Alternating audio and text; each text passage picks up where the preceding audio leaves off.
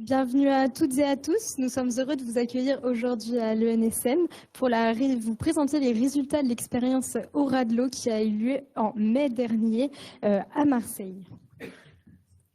Brièvement, je vous présente ce qui va suivre. Donc, l'association, la préparation de l'expérience, le déroulement, retour et bilan et évidemment la suite de l'association parce qu'on ne compte pas s'arrêter là. Donc, pour un petit historique, l'association, elle a été créée en 2016 par des élèves de l'Hydro qui, après leur formation aux techniques individuelles de survie à Saint-Malo, se sont dit nous, on trouve que ça ne va pas assez loin et on veut en apprendre plus sur la survie et on nous apprend juste à abandonner, mais pas ce qui se passe après. Donc, ils ont décidé de faire une première expérience qui a eu lieu en 2017. Donc, il y a le 6 juin à 10h, ils ont abandonné.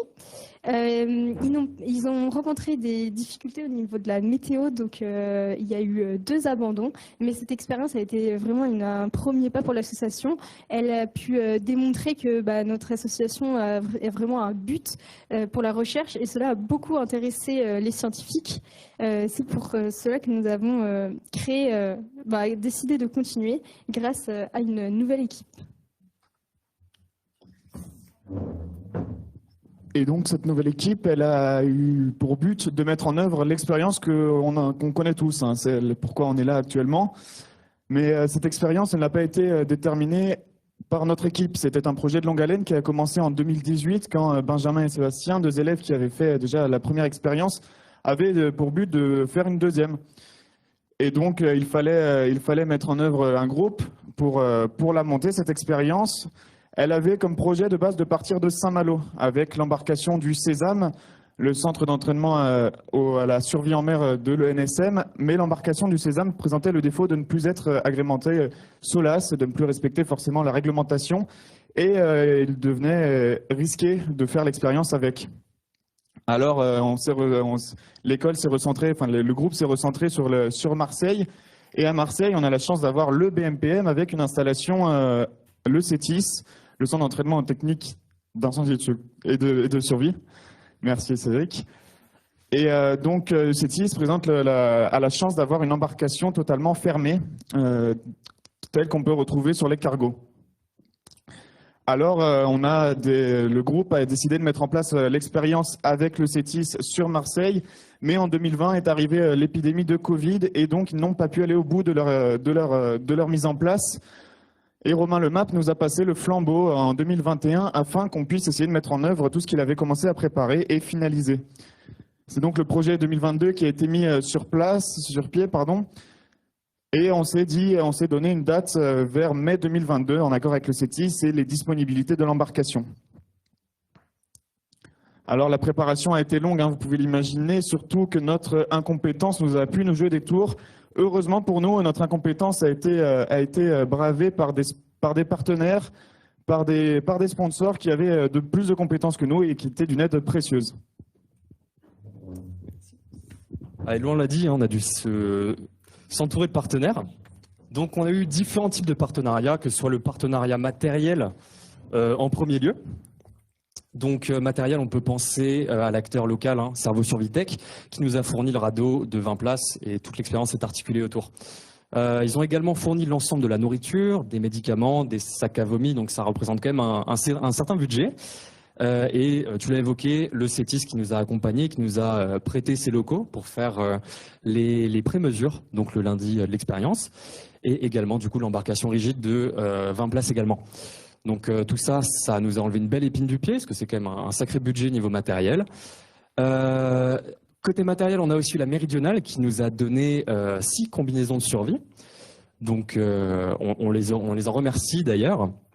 On a nos partenaires scientifiques, on va l'évoquer plus en détail par la suite, mais il y a notamment l'IRBA, le CRAPEM. Alors l'IRBA, c'est Institut Recherche Biomédicale des Armées, le CRAPEM et le Human Adaptation Institute qui ont mis les moyens pour fournir donc les scientifiques qui ont analysé les résultats qu'on a pu obtenir. Également un médecin indépendant qui est venu nous aider à la dernière minute, donc ça fait partie de nos partenaires scientifiques, faut pas non plus les oublier. Et on a eu besoin aussi de s'accompagner de partenaires financiers pour financer le reste de l'expérience. Parmi nos plus gros partenaires, c'est Total Lube Marine qui a fourni, qui nous a aidés sur ça, qui nous suit depuis le début, donc depuis même 2017, c'est un de nos partenaires, et également DFDS Seaway qui nous a gentiment accompagnés. L'expérience sans visibilité médiatique n'aurait pas eu beaucoup d'intérêt, dans le sens où si on le fait et que personne n'est au courant, ça ne sert pas à grand-chose. Donc on a pu compter en grande partie sur Jeanne Marine et son président Aymeric Avis, qui reçoit la médaille d'honneur maritime demain d'ailleurs, donc qui nous a permis de nous exprimer librement, de publier des interviews, de publier des articles sur ce qu'on fait et sur ce qu'on prépare. Donc ça a déjà apporté une certaine visibilité au sein de l'industrie. On a eu également des journaux, les DNA, Dernières Nouvelles d'Alsace, c'est un peu original, mais ils ont également suivi là-dessus. Le Télégramme, Ouest France, qui nous a suivis là-dessus. Et une radio, Énergie, qui nous a permis de faire une interview et de parler de ce qu'on préparait et par la suite de ce qu'on a vécu dans l'expérience. Donc ça reste intéressant quand même d'avoir des partenaires médiatiques pour créer de la visibilité et surtout donner encore plus d'importance à ce qu'on fait. Et dans la même optique, on veut aujourd'hui développer des partenaires universitaires tout en continuant de garder nos relations avec nos partenaires actuels, bien sûr, afin de recruter des bénévoles, notamment on pense à la fac de médecine de Marseille, de recruter des bénévoles, les mettre dans le radeau, et pourquoi pas profiter de leur expérience et de leur donner notre retour d'expérience sur tout ça.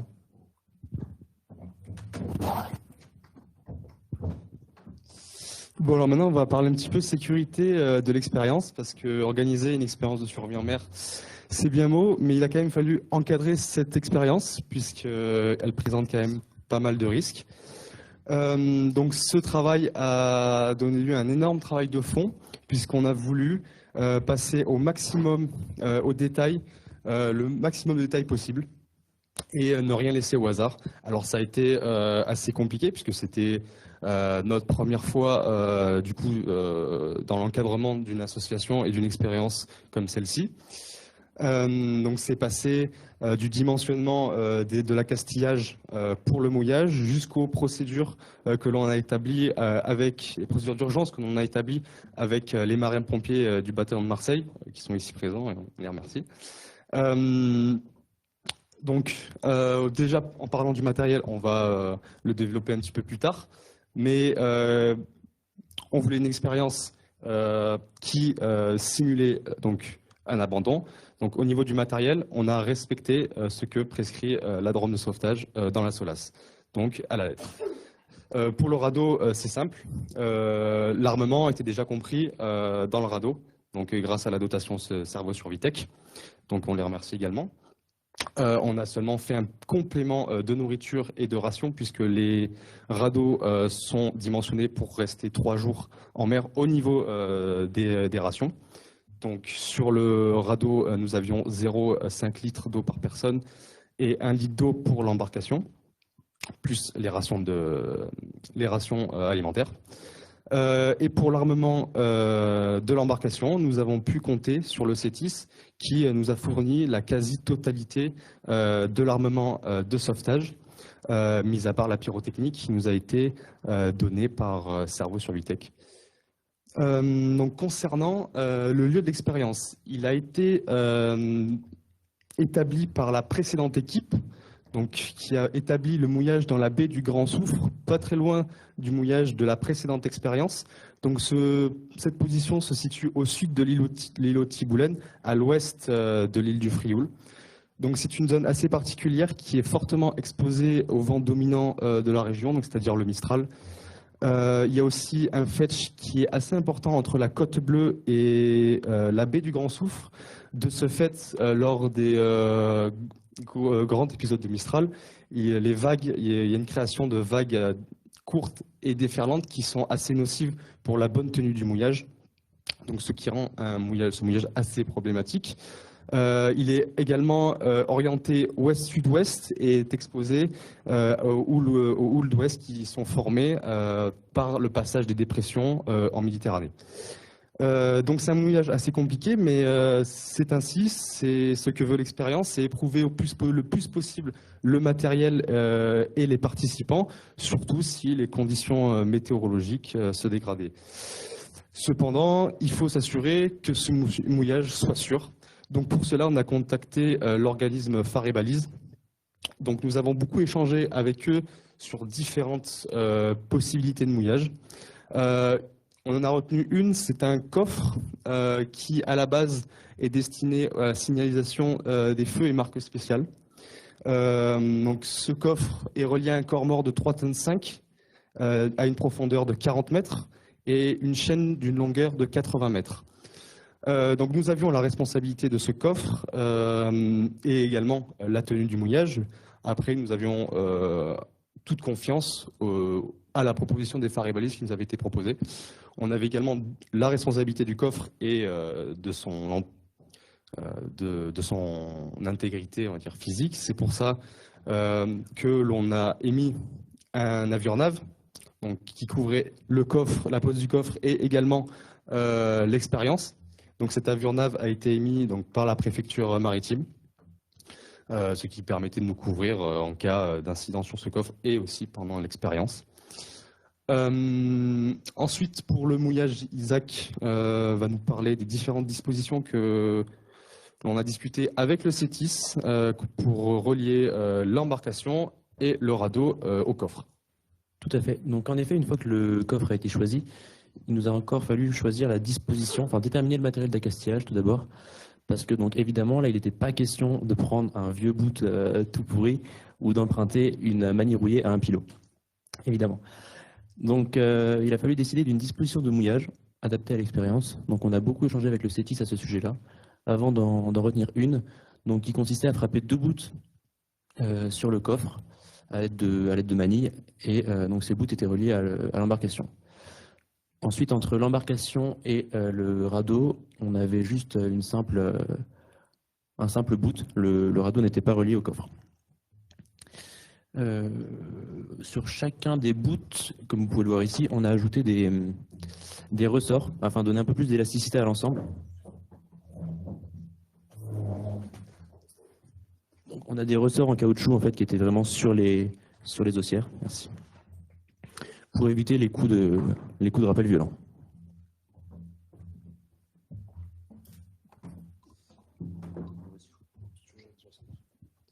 Donc ensuite, il a fallu dimensionner ces éléments, puisqu'on ne va pas, du coup, comme il a dit, mettre un boot et une manille au hasard. Donc au départ, on a fait des calculs assez rapides pour évaluer les forces qui pouvaient être mises en jeu sur les radeaux et l'embarcation, et entre la ligne de mouillage. Donc c'était des calculs qui modélisaient, on va dire, la force du vent sur la force d'un vent de 50 nœuds sur la surface de voilure de l'embarcation et du radeau.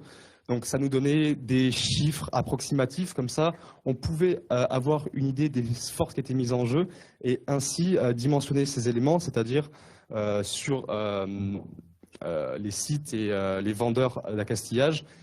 Nous avons leurs caractéristiques, donc leur charge de rupture, et on pouvait avoir une idée du dimensionnement, et ainsi nous pouvions discuter avec les magasins d'accastillage, avec les marins-pompiers et avec les sauveteurs en mer d'un dimensionnement qui pouvait être correct pour l'expérience que nous avions menée.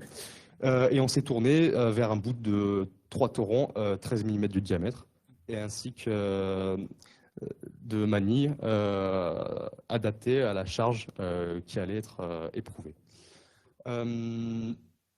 Donc on est bon sur le mouillage. Ouais. Au niveau du mouillage, on peut également ajouter qu'on avait un mouillage d'urgence à bord de l'embarcation. Donc c'est pas prévu par la SOLAS, mais au final ça nous aura quand même pas mal servi, parce que donc, ça nous aura permis de changer de mouillage le dernier jour suite à une dégradation de la météo. Ensuite, on va parler des différents acteurs du dispositif de sécurité de l'expérience. Donc, en premier lieu, le bataillon des marins-pompiers de Marseille, avec la vedette SNS 152, la Bonne Mère. Cette vedette, donc déjà, on remercie les marins-pompiers pour l'embarcation et pour nous avoir aidés dans l'élaboration de cette expérience. Ensuite, donc déjà, la vedette Bonne Mère se trouve à 10 minutes de navigation de la zone. Donc, elle est intégrée au protocole de sécurité en cas d'urgence vitale ou d'urgence imminente du dispositif, c'est-à-dire par exemple un mouillage qui se dérade en cas de mauvais temps ou une urgence vitale. Dans ce cas, on déclenchait la vedette Potmer via le cross. Ensuite, nous avions également à bord 2 marins-pompiers donc expérimentés qui participaient intégralement au dispositif de sécurité puisqu'ils étaient formateurs au CETIS et ils pouvaient nous donner des indications et participer aux premiers soins ou aux premiers gestes d'urgence au cas où. Donc ensuite, on va parler de la SNSM et du DPS, donc dispositif particulier de sécurité.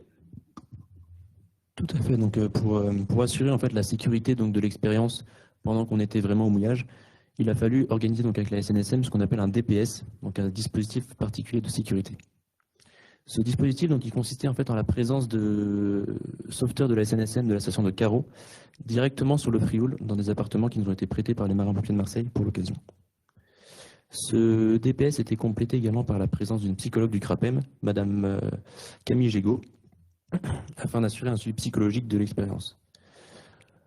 Entre l'embarcation et le radeau, nous avions prévu en fait d'effectuer un report tous les midis afin de savoir comment la situation se passait. Et donc on était écouté par Marion directement depuis, par Camille directement depuis le Frioul. L'intérêt de ce dispositif, c'est qu'à tout moment nous pouvions entrer en contact en fait avec les sauveteurs et que si jamais nous en avions eu besoin, ils auraient pu être sur place très rapidement grâce à leur semi-rigide SR6 que vous pouvez voir à l'écran en moins de 15 minutes. Au final, ils sont intervenus qu'une seule fois pour l'abandon d'une participante, malheureusement, au cours du 3e jour. Ce semi-rigide ne pouvant naviguer dans des conditions supérieures à force 6, c'est la limite que nous nous étions donnée en fait, pour l'expérience. Donc en fait, si les conditions avaient été supérieures à force 6, ça aurait immédiatement entraîné l'arrêt de l'expérience. Voilà, donc le DPS agissait en première force d'intervention et ensuite, si la situation se dégradait, on contactait le CROSS avec le déclenchement de la vedette SNS 152. Maintenant, on va vous parler du matériel avec Gwenoli. Donc, je vais parler un peu du matériel, même si ça a déjà été commencé à être un peu évoqué. Donc, le CETIS nous a prêté une embarcation, merci à eux. Et nous avions donc une embarcation et un radeau. Le radeau a été donné par Cerveau Survitech. C'était un radeau de 25 places. Il a fallu toutefois armer une partie des équipements. Nous avons donc ajouté des feux à main, etc. Concernant les kits, donc nous avions un kit de soins, un kit de pêche du composé des écopes, des éponges et une pompe à main. Dans l'embarcation, il y avait une différence avec le radeau. Il y avait des jeux de société qui avaient été rajoutés, des jeux de société et un livre qui avait été rajouté par les scientifiques. Donc le but était de voir la différence qui pouvait se passer entre des gens qui n'avaient aucun jeu et l'embarcation qui, eux, pouvaient se divertir. Donc concernant la nourriture et l'eau, c'est Survitech qui nous a fourni ce matériel, tout comme le Mercalm assez important pendant l'expérience. Les combinaisons de survie, c'est la Méridionale qui nous les a données. La Méridionale qui nous a donné une partie des combinaisons de survie et le CETIS nous a prêté l'autre partie. Nous avons aussi une VHF qui nous permettait d'être reliés donc à la SNSM qui était à terre donc en cas de problème. Donc elle a été utilisée pour l'évacuation de Emma. Et nous devions également faire tous les jours un appel pour dire que tout allait bien. Donc la SNSM, nous remercions également la SNSM qui nous a permis, qui nous a surveillés tout au long de l'expérience et qui ont mis en place ce dispositif grâce au SR6, donc le semi-rigide de 6 mètres, qui était donc basé au Frioul. dans les appartements des marins-pompiers.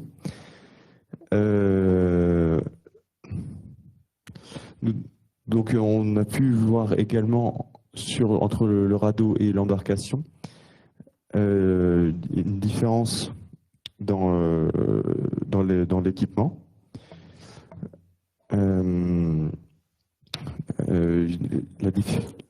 La différence était sur la nourriture, ils en avaient un peu plus, tout comme l'eau. Ils avaient un peu plus d'eau, pardon. C'était 1 litre, tandis que nous, c'était 0,5 litres. C'était à peu près la seule différence, qui est quand même pas mal. Avoir plus d'eau, c'est toujours bien. Donc, c'est à peu près tout pour le matériel. Il n'y avait pas tant que ça de matériel, parce que ça reste quand même assez minimaliste. Donc voilà, je vais laisser maintenant Victor pour la communication. Donc, la communication juste avant l'expérience, on en parlait avant, les relations médiatiques. C'était avec Aliénor Rambaud, on était responsable com pour l'association. Et c'était donc il y a les relations médiatiques avec du coup les journaux, les différentes radios avec lesquelles on a travaillé, mais il y a aussi nos réseaux à nous, donc nos réseaux sociaux. Vraiment 3 philosophies différentes. La première, c'est Instagram. Pour nous, c'était important de se rapprocher des élèves et de présenter ce que fait l'association au sein de l'école et de leur présenter nos résultats. C'est également le but de cette conférence aujourd'hui. Donc, c'est des posts qui sont vraiment orientés pour nos camarades de classe. Autre philosophie complètement différente, c'est LinkedIn. C'était dirigé pour nos partenaires, histoire de garder le lien et de les intégrer complètement dans notre processus de préparation de l'expérience. On a également YouTube, d'ailleurs la conférence sera disponible sur YouTube, qui nous permet de poster nos médias les plus longs, c'est-à-dire des interviews qu'on a pu faire avec Eloane l'année dernière, et bientôt un retour d'expérience avec Loris qu'on va publier bientôt sur YouTube. C'est important pour nous quand même de diversifier nos médias, histoire de gagner en visibilité et de faire connaître nos résultats. En tout dernier, on a Facebook, c'est un de nos médias les plus puissants. C'est là où on a 1100 abonnés, quelque chose dans le genre. Et c'est pas négligeable, puisque pour nous, ça nous permet de se rapprocher à la fois des élèves sur Facebook et de nos partenaires. C'est assez divers. Donc, 4 médias différents, 4 stratégies très différentes. Et c'est Rémi Gasté qui va prendre la relève dès cette année, normalement. Quel est le but pour nous de ce côté? Quelle est l'évolution qu'on attend sur nos différents réseaux? C'est de documenter au mieux la préparation de la nouvelle expérience. On aura l'occasion de l'évoquer un peu plus tard. Et de vraiment intégrer les élèves et notamment tout le personnel de l'Hydro, de l'ENSM, au sein du processus de préparation de l'expérience de 2024.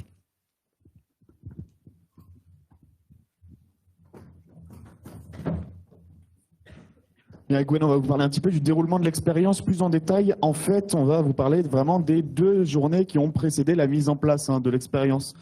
Il y a eu la première journée, c'était le lundi 2 mai, il me semble, de mémoire. C'était la journée réservée aux mesures pré-expérience qui se déroulaient au CETIS. Cette journée était capitale pour vraiment mettre en place une base de données avant expérience afin tout simplement de comparer toutes ces données. Ça nous a pris quand même une bonne après-midi avec des questionnaires à ne plus savoir quoi en faire, mais qui étaient tous très importants pour comprendre absolument notre sensibilité, notre introspection, etc. Alors cette journée qui s'est finie quand même dans la soirée, elle nous a permis d'avoir un bon repos avant d'entamer directement le lendemain. Réveil 6h, 7h, direction le CETIS pour un réveil matinal avec dans la tête où est-ce qu'on va aller, puisque personne ne savait encore où est-ce qu'il était attribué. Il fallait regarder la surprise jusqu'au bout. Arrivé donc 8h au CETIS. Donc voilà, on est arrivé à 8h au CETIS le mardi matin. D'ici au CETIS, nous avons fait donc la distribution du matériel, des rations. Les affaires, on les a mis au vestiaire. On les a pas vus avant une semaine. Ensuite, il y a eu le tirage au sort des différents groupes entre radeau et embarcation. Je ne sais pas si tu veux en parler un peu, comme c'est toi qui l'as fait. Ouais, ce tirage au sort, alors je l'ai fait chez moi tout seul pour garder la surprise à tout le monde, parce qu'en cas d'abandon sur un navire, on sait à peu près si on est dans un radeau, dans une embarcation, mais pour ajouter un petit peu plus de stress, j'ai préféré garder cette surprise. Alors je ne suis pas sadique, hein, je me suis moi-même gardé cette surprise, puisque avec Loris, pour avoir la surprise au dernier moment, on a joué tout simplement à pile ou face, à savoir si on était dans le radeau ou l'embarcation. Pas de chance pour lui, j'ai eu ce que je voulais avec le radeau. Donc une fois qu'on savait tous où on allait, on a pu essayer les combinaisons de survie. Alors là, c'était aussi un petit point un petit peu sensible, puisque certaines avaient des sortes de gants Mappa. Les gants Mappa, si on ne met pas de talc à l'intérieur et qu'on les enfile un petit peu vite, on les déchire. Alors on a malheureusement déchiré une ou deux. Excusez-nous encore le C6 pour les dommages. Mais ça nous a bien montré l'importance de l'entretien de ces combinaisons d'immersion qui sont tout simplement vitales. Donc ensuite, à 10h, nous sommes partis du BNPM en direction du coffre. La vedette nous a escorté l'embarcation. Nous sommes arrivés au coffre vers 11h40. À ce moment-là, le stress montait un peu, il faut se dire. Nous avons nous avons d'abord amarré l'embarcation à la bouée, comme vous voulez. Ah, tu peux revenir. Voilà, nous avons amarré l'embarcation. Et puis nous avons percuté le radeau, que nous avons ensuite relié à l'embarcation. Suite à ça, nous sommes montés donc dans le radeau et l'embarcation. Nous avons commencé à ouvrir les différents kits pour voir qu'est-ce que contenait ceci, voir un peu les rations, établir un peu comment tout le reste allait se passer. Donc les premiers jours, les premières 24 heures, nous n'avons ni mangé ni bu. C'est pour gagner un jour, donc voilà, cela c'est ce qui est prescrit. Pour la suite, je ne vais pas trop rentrer dans les détails, mais sur le radeau, nous nous organisions au début les repas en commun, donc nous prenions les repas une fois le matin, une fois le midi, une fois le soir. Puis après, très vite, les gens ont fait un peu comme ils voulaient pour tester, et certains prenaient tous les 3 heures, il me semble, tous les 3 heures, ouais. Une plus petite partie du coup.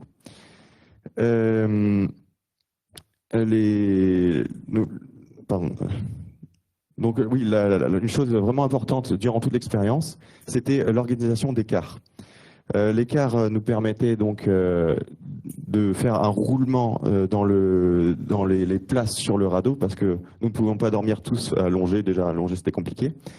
Mais il fallait forcément 2 personnes de car, toujours, pour éviter que si l'une tombe à l'eau, pour pouvoir la récupérer et avertir que celle-ci était tombée à l'eau.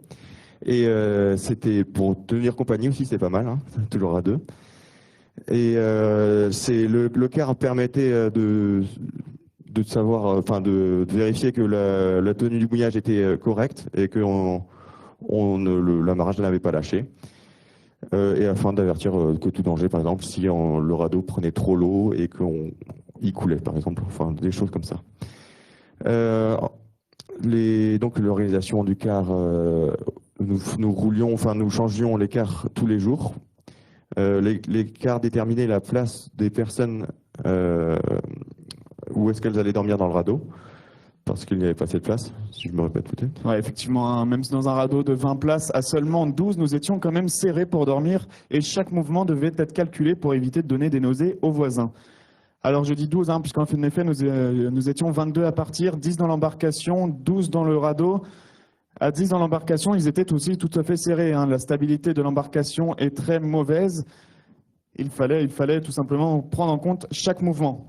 Alors les groupes étaient séparés, hein, comme cela, j'ai mis chaque groupe divisé par 2. Donc bien sûr, dans le groupe de 12, il y avait plus de marins de la marine marchande, mais dans l'embarcation et le radeau, il y avait 2 élèves de l'école Camondo, puisque c'était les passagères qui représentaient un petit peu le côté non marin nécessaire à cette expérience. Donc voilà pour l'organisation générale sur le radeau. Durant l'expérience, nous avons dû nous déplacer car un coup de vent était annoncé et pas mal de mer était prévu. Donc on craignait un peu pour l'embarcation, qui est quand même le moyen de travail du CETIS, donc il valait mieux se déplacer. Nous sommes allés donc dans la calanque de la grue, que vous voyez tout en haut à droite, donc près de l'Estac, quoi. Pour ce faire, nous avons donc regonflé un peu le radeau qui se dégonflait assez rapidement. Et nous avons attendu toute la nuit ici, avant le lendemain matin, pour le retour vers le CETIS. Donc le lendemain matin, départ vers le CETIS à 9 h. Nous étions plusieurs à vouloir rentrer à la nage, comme vous le voyez. C'était assez dur après plusieurs jours de privation de nourriture et d'eau. C'était assez compliqué pour rentrer. Mais une fois à terre, on n'a toujours pas pu manger parce qu'il y avait les tests des scientifiques qui nous attendaient. Donc une fois les tests des scientifiques faits, nous avons pu nous changer, nous doucher et boire et manger. Et enfin, nous sommes retrouvés tous ensemble pour un petit repas qui nous a permis de tous nous retrouver et partager un peu notre expérience.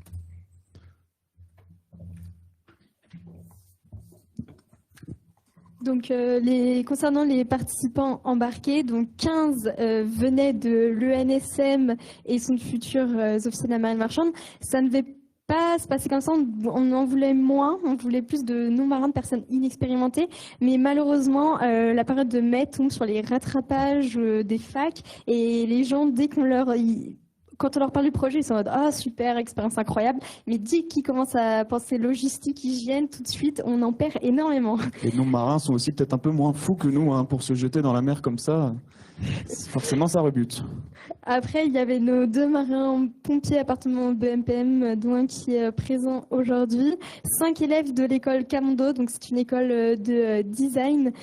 4 élèves, dont leur responsable d'études fait une thèse sur les habitats spatiaux et les a invités à participer en tant que passagers, on va dire, inexpérimentés. Donc l'âge des participants allait de 18 ans à 41 ans avec une moyenne de 22 ans. Donc c'est vrai que c'est pas très représentatif, c'est assez jeune, mais nous avons pris les éléments que nous pouvions. Composé de 7 femmes et 14 hommes, donc c'est plutôt bien, on est content de ça, un ratio de 1 tiers, 2 tiers. 3 étaient fumeurs, donc c'était très bien pour nous afin de tester le manque pendant une semaine. Et ensuite, un avait un incident de pneumothorax. À la fin, seules 21 personnes ont été étudiées pour les résultats, car une a abandonné au bout du 3e jour. Et à terre, il y avait moi-même, qui n'ai pas pu embarquer pour des raisons personnelles, mais qui a fait le lien toute la semaine. En cas d'abandon, il faut quelqu'un qui reste au niveau s'il y a un accident, une personne de l'association, oui, qui prenne la responsabilité. Donc maintenant, ils vont vous présenter le protocole médical qui a été créé en collaboration par l'IRBA et le CRAPEM. Alors, pour le protocole médical, du coup, ils ont été aidés, il a principalement été fait par 3 instituts scientifiques. Donc l'IRBA, Institut de recherche biomédicale des armées, le CRAPEM, Centre ressources d'aide psychologique en mer, et Human Adaptation Institute. Comment ça s'est passé? Alors déjà,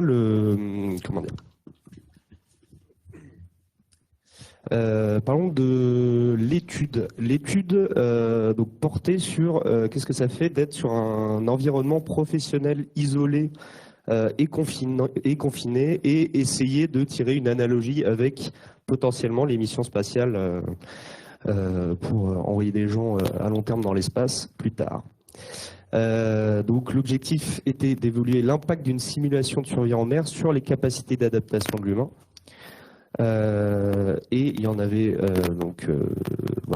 comment en gros cet environnement de survie dans le radeau sensoriellement inhabituel altère le fonctionnement psychologique, physiologique, cognitif et extéroréceptif des individus. Donc le côté extéroréceptif, c'est les stimuli en fait qu'on va recevoir externes, donc par exemple ce qu'on reçoit en fait avec les oreilles, les yeux, tout ça, et il y a intéroréceptif, donc c'est introréceptif, donc tout ce qui est les sentiments, le ressenti interne. Donc l'expérience en place, la croisière, planifier les objectifs fixés. On pouvait tester du coup nos souris de laboratoire et rien ne leur a été épargné. Donc, tout d'abord, l'IRDA et le CRAPEM ont effectué une série de tests sensoriels. Après un électrocardiogramme, les participants ont dû deviner le goût de différentes languettes. Donc, si c'était plutôt sucré, amer, salé, tout ça, ils ont dû faire la même chose avec des odeurs en reniflant plusieurs flacons. Un test visuel a été effectué, donc en éloignant un texte, en le lisant et en l'éloignant, voir à quelle distance les futurs naufragés pouvaient lire ce texte. Un test auditif aussi a été réalisé, donc un peu comme celui qui était fait à la visite médicale. Voilà, ainsi qu'un test psychomoteur vérifiant les différents réflexes des participants et un test d'équilibre positionnant leur centre de gravité. Donc après tous ces tests sensoriels, ça a été un test psychologique qui a été réalisé en répondant à un questionnaire. Voilà. Donc sur sur le ressenti, le stress qu'ils ressentaient avant d'embarquer. Et après l'embarquement, après l'expérience, parce que donc ces tests ont été réalisés un jour avant l'embarquement, la veille, et ensuite tout de suite après le débarquement, donc comme expliqué plus tôt. Pendant l'expérience, du coup, un carnet créé par Human Adaptation Institute a accompagné chaque participant avec des questions sur l'interoception. Finalement, les récupérations de cette expérience à court terme et à long terme ont pu être testées au bout, donc avec de même un questionnaire au bout de 2 semaines et au bout de 2 mois.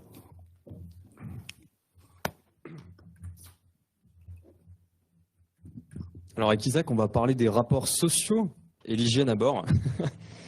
Donc ça fait partie des questions qu'on nous a le plus posées. Je vais te laisser encore aller. Donc au niveau des rapports sociaux, on a choisi donc d'intégrer cette partie à la conférence parce qu'on a considéré qu'en fait l'une des clés de la survie, c'est clairement ça. C'est vrai qu'un groupe soudé, je pense que c'est ce qu'il y a de plus important pour traverser une situation de ce type. Je pense que je pense qu'on est tous d'accord pour dire que si on avait dû faire cette expérience en solitaire, on aurait été très nombreux à avoir abandonné avant la fin. Parce qu'en effet, chaque participant, quand il avait un petit coup de mou ou qui n'était pas au top de sa forme, il savait qu'il pouvait compter sur les autres pour lui remonter le moral. Et je pense que ça a été vraiment très important. Donc, dans cette optique de garder le moral, on a toujours fait en sorte d'intégrer tout le monde, ou en tout cas le plus de personnes possible, à chaque conversation et chaque activité, afin que personne ne se retrouve seul dans son coin à se poser les questions « qu'est-ce que je fais là ? Pourquoi je suis pas avec mes copains ?» Et souvent, ce qui a précédé le seul abandon, c'est la personne s'était vachement isolée du groupe. Ce qu'on a remarqué par la suite. Ouais, c'est vrai. Pendant plusieurs heures, elle s'était vachement éloignée du groupe. Et c'était un des premiers signes précurseurs d'un abandon, je pense. Ouais, d'ailleurs, on n'a pas été assez... on n'a pas fait assez attention à ça, je pense, au début. Mais du coup, c'est vrai que bon, ça rentre dans le moral. C'est vrai que suite à ça, donc l'abandon qui nous a tous mis un coup au moral, on a tous vraiment fait attention de plus en plus à la fin aux autres. Donc toujours dans cette optique de garder de s'assurer que tout le monde garde le moral à bord, on a tous pris à cœur le fait de maintenir une bonne ambiance à bord du radeau en tout cas.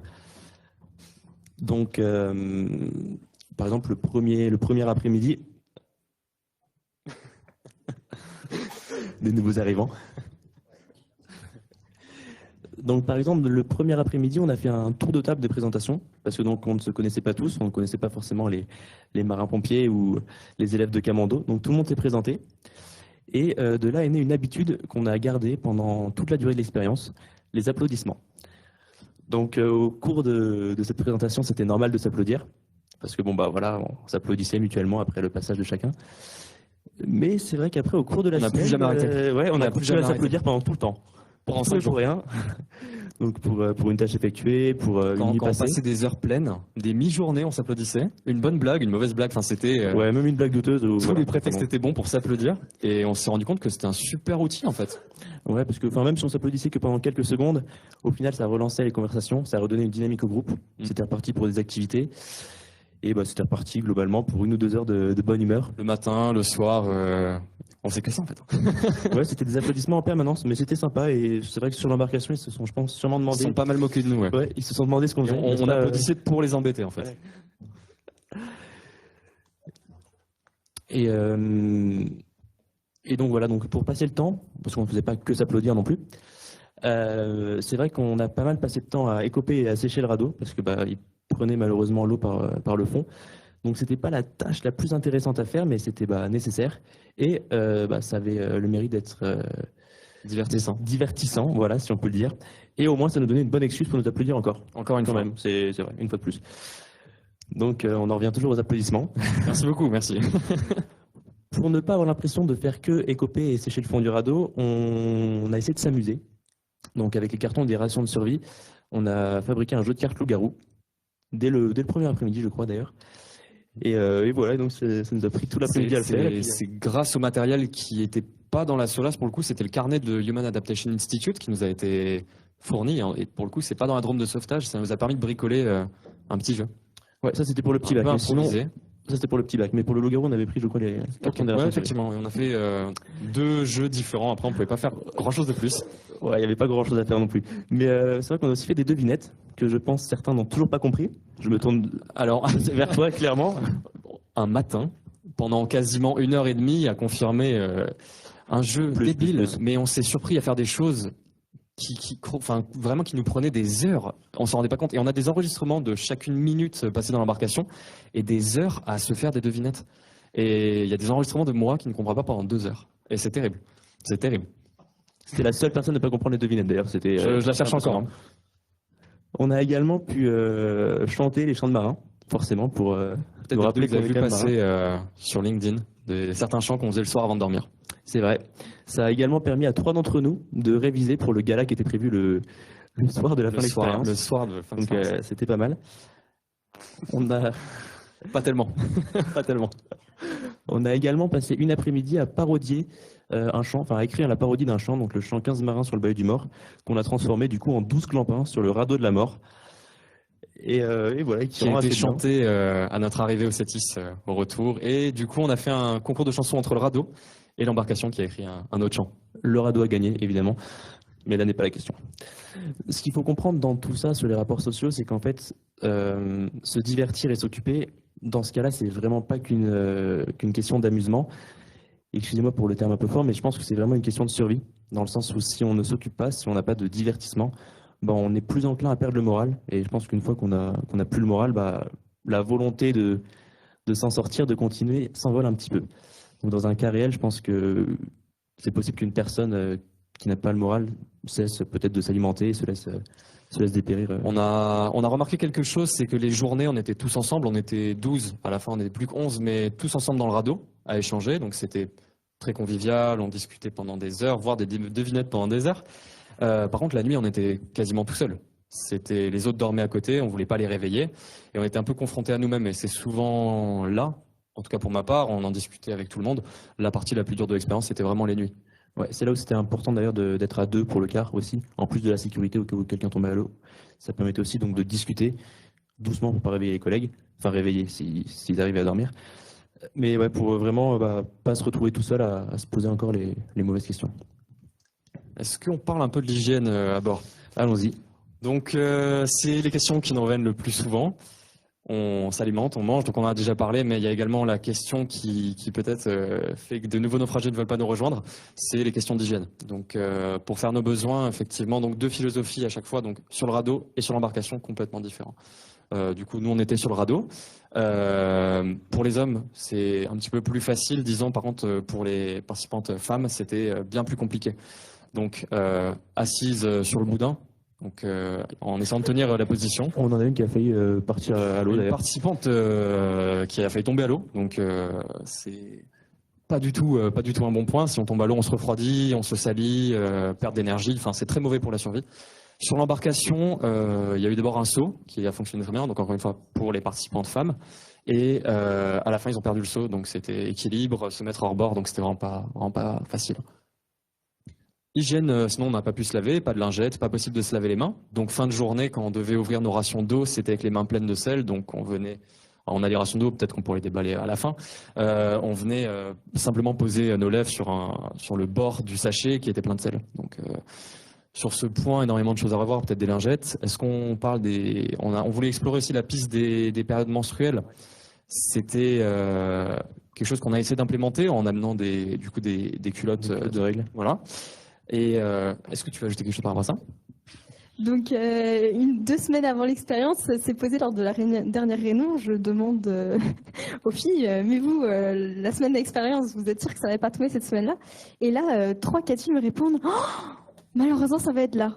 Et là, grosse problématique, gros stress pour elles, ce qui se comprend, parce que être qu'avec des hommes, comment on va faire pour se changer, l'histoire de poubelles d'hygiène, de santé, très très compliqué.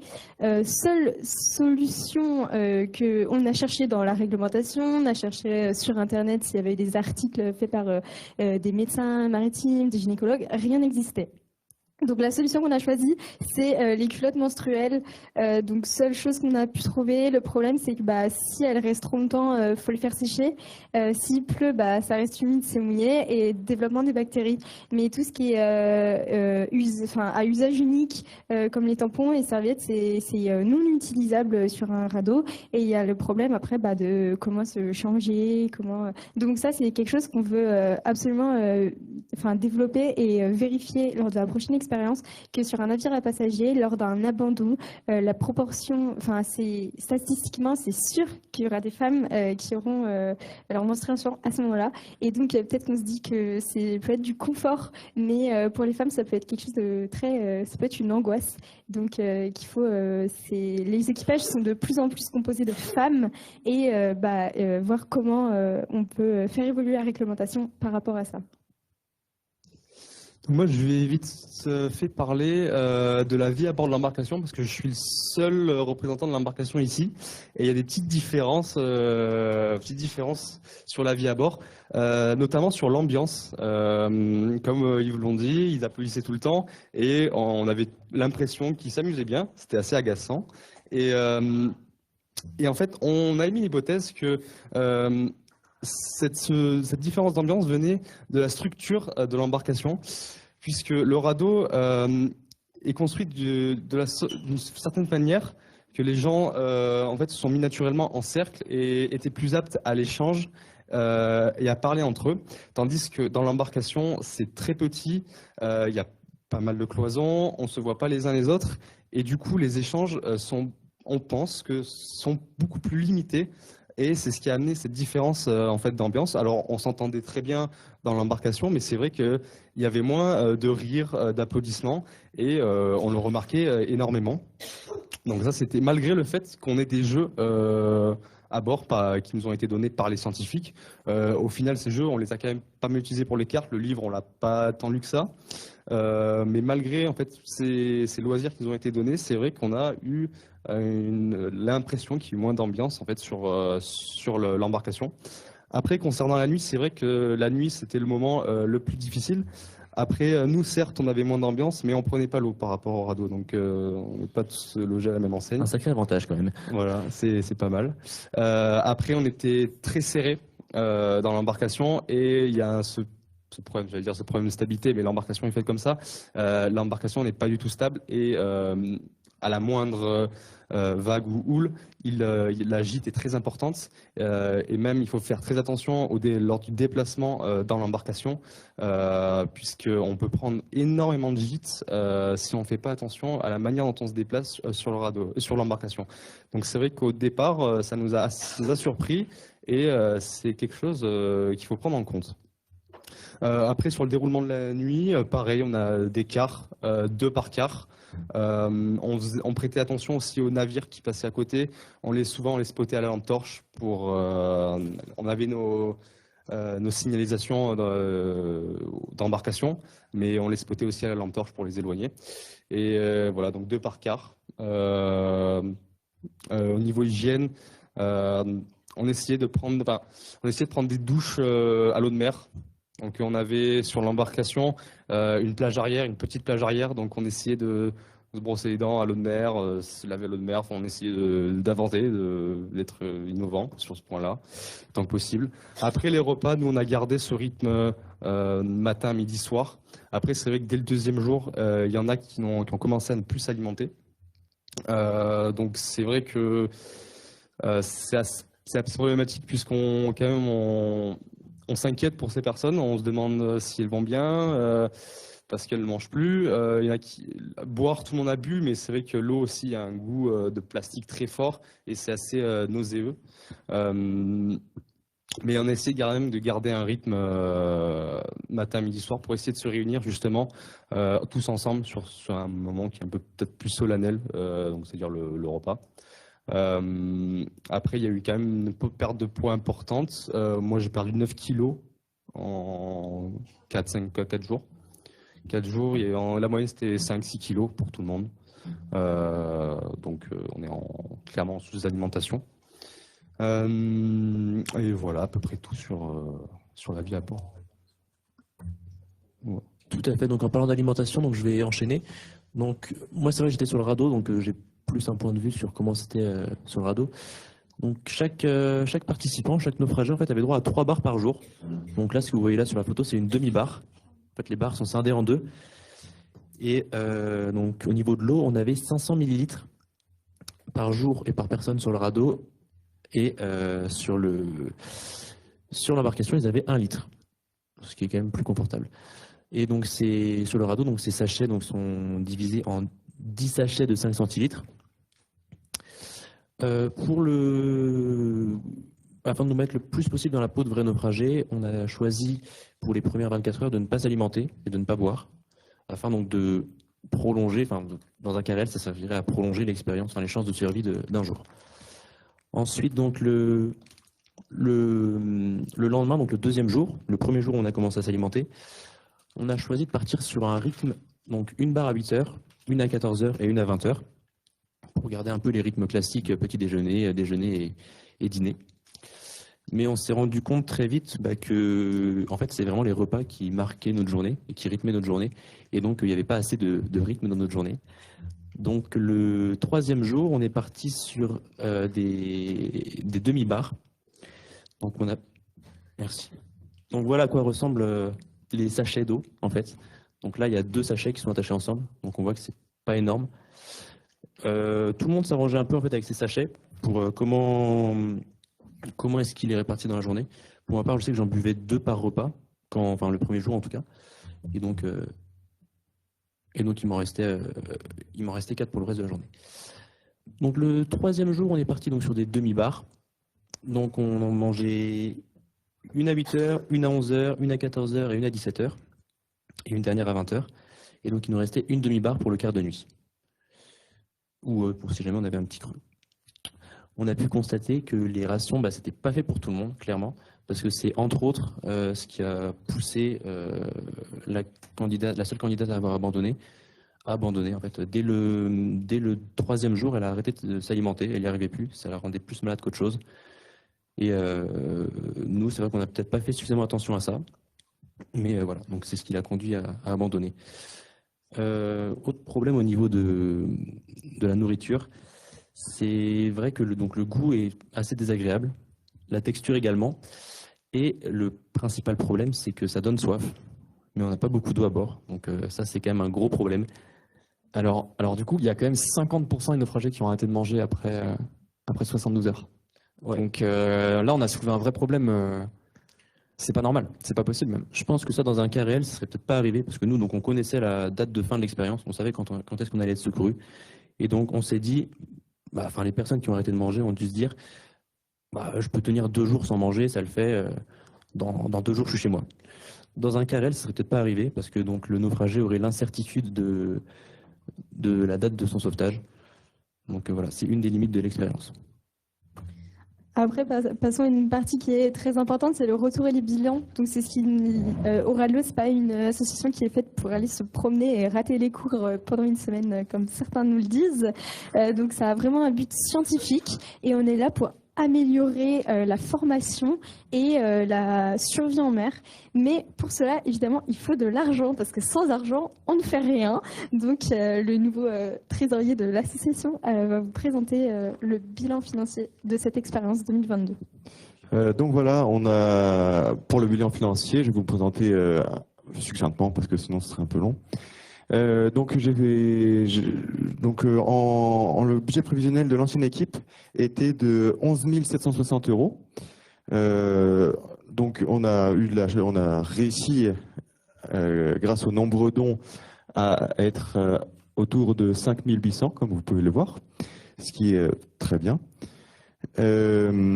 C'est donc grâce aux dons matériels, par exemple, de Cerveau Survitech, de la Méridionale, et donc l'embarcation qui a été prêtée par le CETIS, qui ont drastiquement réduit les dépenses. Alors, pardon, je me tourne dans les fiches. Donc voilà. Pour pardon, vas-y. Non, je permets juste dans les dépenses, en plus je permets du coup de cette conférence de remercier le NSM qui a pris en charge la couverture de l'assurance. L'assurance qui a été vitale et qui, pour le bon déroulement de l'expérience, et grâce à un courtier qui s'est démené, Monsieur Bivot, qui a réussi à nous trouver finalement une société d'assurance qui était semblablement assez fou quand même pour assurer une telle expérience de mise en danger de personnes. Donc merci à notre courtier et merci à l'ENSM. Tout à fait. Donc, comme vous pouvez voir, la plus grande dépense, c'est l'achat de matériel. Donc, il fallait s'y attendre, hein, mais tout de même, ça coûte assez cher. Ce qui a coûté le plus cher, donc, c'est le mouillage, le mouillage et puis surtout l'achat de cartes SD, VHF et différents kits de survie, les brassières, etc. Donc, tous les équipements, ça coûte très vite cher. Le deuxième point qui était le plus cher, donc c'est les achats autres qui ont concerné par exemple la mise en place du mouillage qui a été réalisé par YouShift, donc qui ont mis l'Écosse, fait les épissures pour que ça soit fait professionnellement et que ça soit donc bien fait. C'est dans les achats autres, donc qui coûtent quand même 1800 en tout. Viennent ensuite donc les défraiements, donc les frais de déplacement, donc pour les participants, les scientifiques et la SNSM pour qui nous avons donc payé le fuel et puis la nourriture, etc. Donc grâce aux dons des différents partenaires, les comptes de l'association sont en positif, donc c'est plutôt bien, ce qui nous permet d'imaginer une prochaine expérience d'un peu plus grande envergure, mais ils vous en parleront très bien. Donc voilà pour le bilan financier. Donc maintenant on va passer aux limites. Donc il nous a été beaucoup reproché que ce projet avait ses limites, donc nous en sommes conscients. Parlons de ces limites. Donc la première limite qui est assez importante, c'est les gens avaient toujours gardé leur repère spatio-temporel car ils savaient où ils étaient. On était en vue de terre. Donc, pourquoi ce choix? Il est en effet très compliqué de mettre en place une expérience à la dérive. C'est ce que nous allons essayer de faire pour la prochaine expérience. Mais vous imaginez qu'il faut voir avec le CROSS, les affaires maritimes, il faut une vedette qui soit toujours là, une qui soit pour les évacuations sanitaires. Donc, pour cette année-là, à cause du Covid, on a fait le choix de mettre un mouillage. Ensuite, la météo nous a été reprochée, donc c'est vrai que l'expérience a été faite en mai, donc mai, période où la météo est plutôt favorable. Il n'y a eu qu'une journée avec de la pluie quand il y a eu un violent orage, mais pas beaucoup de vent, température plutôt clémente. Mais ça, on ne le décidait pas. La date de fin de l'expérience était connue des participants, donc peut-être une erreur de notre part de les avoir prévenus, mais on avait fait ce choix-là à ce moment-là. Elle ne sera pas refaite la prochaine fois, on laissera ce doute substituer parce que là, les gens, leur notion d'espoir était brouillée car ils ne savaient pas, même s'ils voulaient rentrer, ils pouvaient se dire bon plus que 24 heures à tenir, alors que dans une situation où ils ne connaissent pas la date d'abandon, peut-être qu'ils auraient abandonné. La présence d'un dispositif de sécurité très très important et d'évacuation quasi immédiate possible a peut-être poussé à l'abandon de la jeune participante qui a abandonné, parce qu'en effet après investigation et donc quand j'ai eu longuement au téléphone la psychologue qui l'a récupérée, elle l'a abandonné, mais ce n'était pas pour une raison médicale, c'était plus psychologique que médicale, et elle n'aurait pas pu abandonner dans un cas de réel, partir, être évacuée en cas de réel abandon. Donc c'est au bout de 1 heure et demie après avoir mangé, elle allait super bien et les psychologues l'ont autorisée à rentrer chez elle. Donc c'était plutôt pas du confort, mais plus psychologique que médical. Donc ça, la prochaine fois, il faudra qu'on dise qu'on restreigne la possibilité d'abandonner, même si c'est pas super pour les participants. Et dernier problème, entre guillemets, que nous avons, c'est le panel de naufragés qui est expérimenté. En effet, ils ont tous, les 15 participants avaient tous déjà suivi la formation TIS en première année, et certains avaient déjà suivi le KERS en 4e année, donc étaient déjà très expérimentés.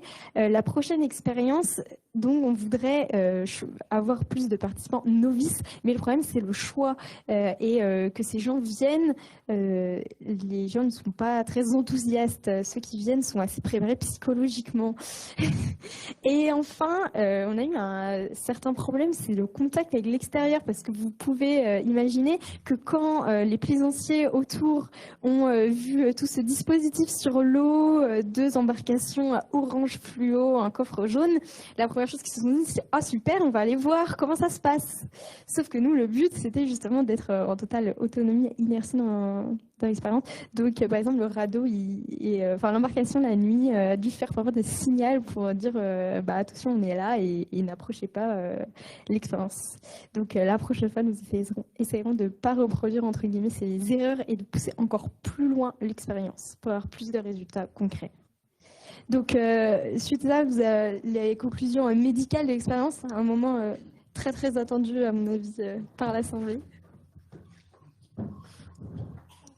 Donc, comme ça a été dit précédemment, par rapport au protocole médical, il y a principalement deux organismes qui ont travaillé sur les résultats médicaux de l'expérience.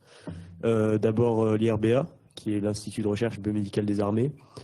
C'est un organisme qui s'intéresse principalement, dans ce cas-là, aux effets du stress et de l'isolement en rapport avec des intérêts militaires. Et également le CRAPEM, qui est le Centre de recherche et d'aide psychologique en mer. Eux, ils sont plutôt axés sur le côté psychologique et la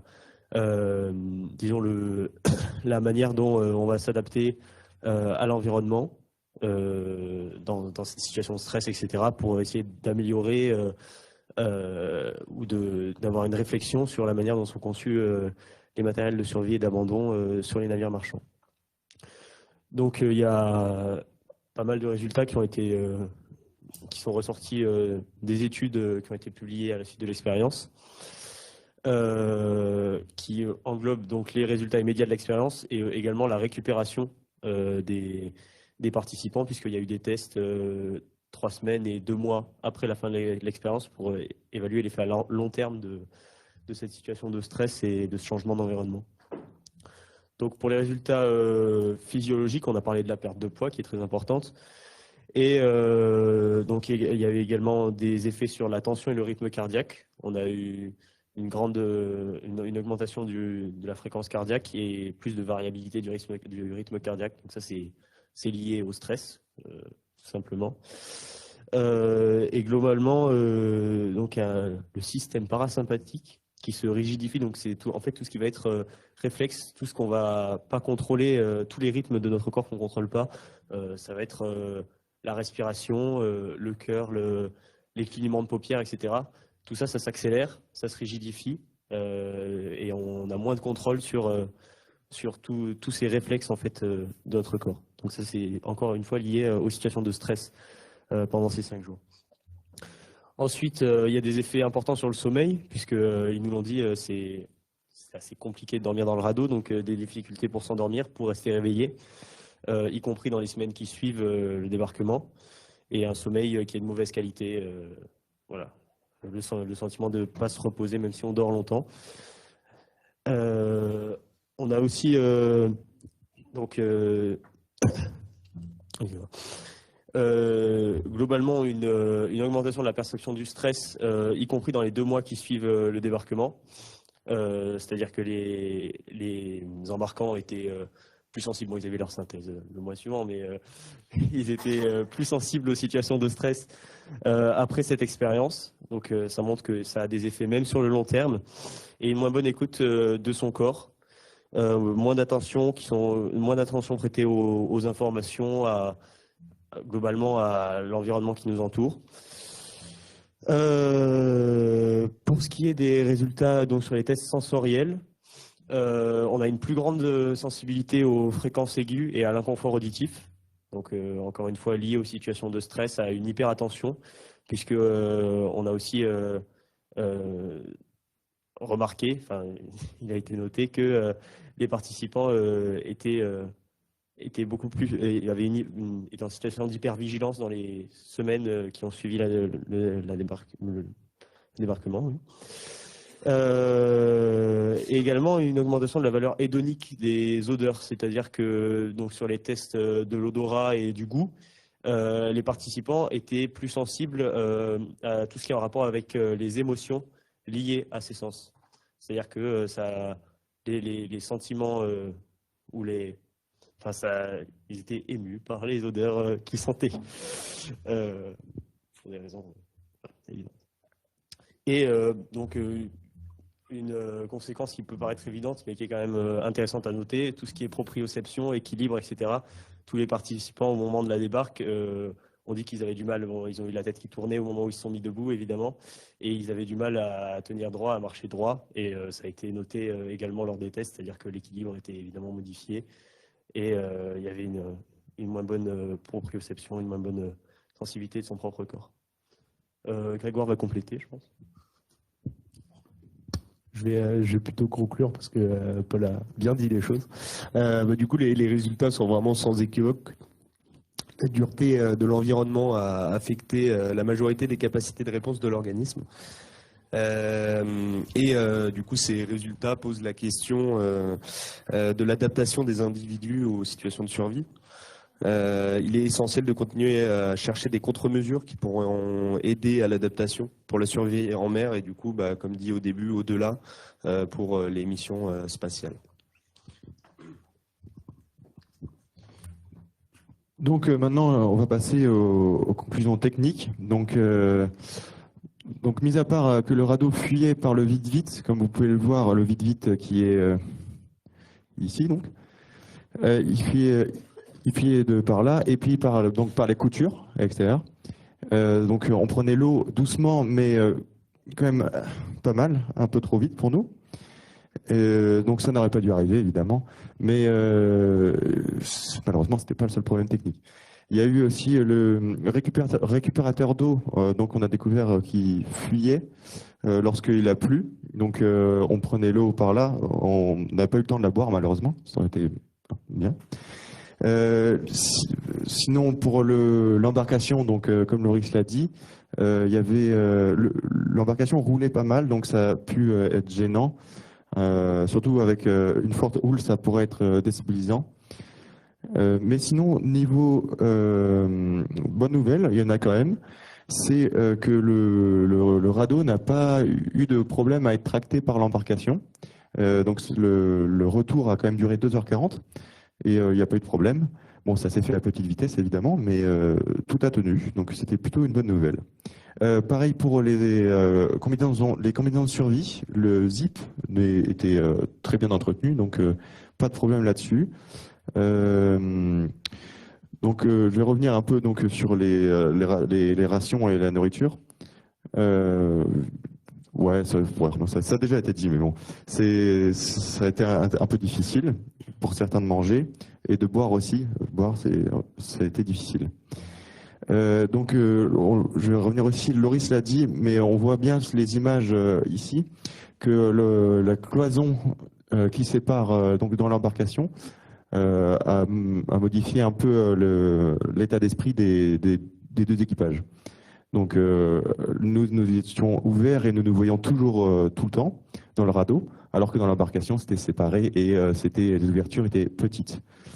Donc voilà pour les différents problèmes techniques. Sinon, comme Athénaïs l'a dit tout à l'heure, penser à des culottes de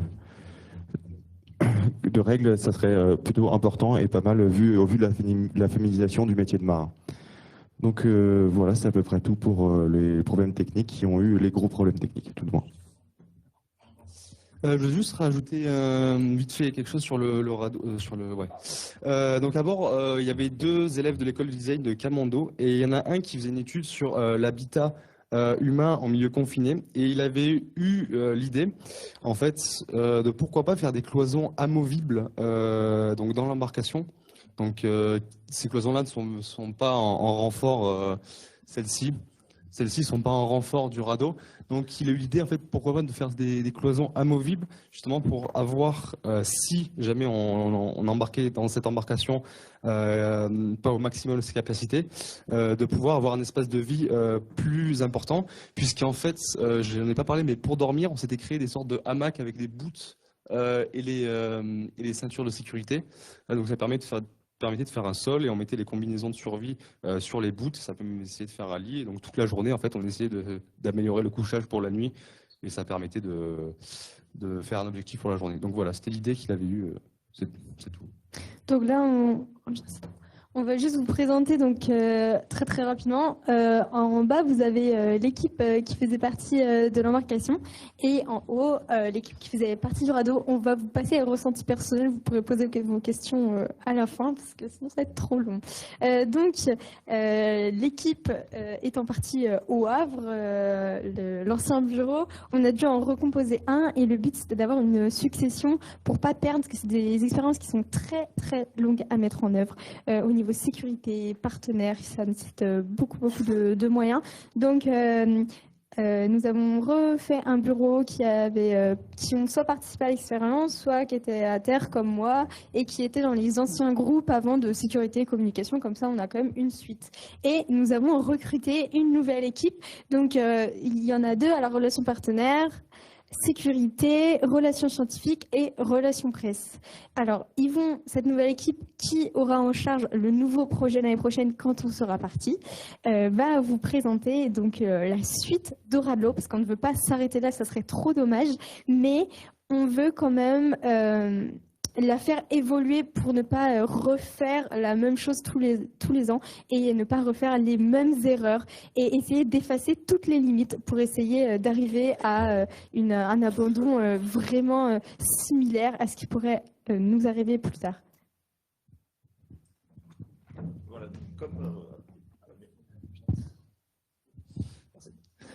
comme l'a dit Athénaïs, donc une nouvelle équipe, c'est aussi un renouveau, un nouveau projet. Donc ça va être notre objectif pour 2024.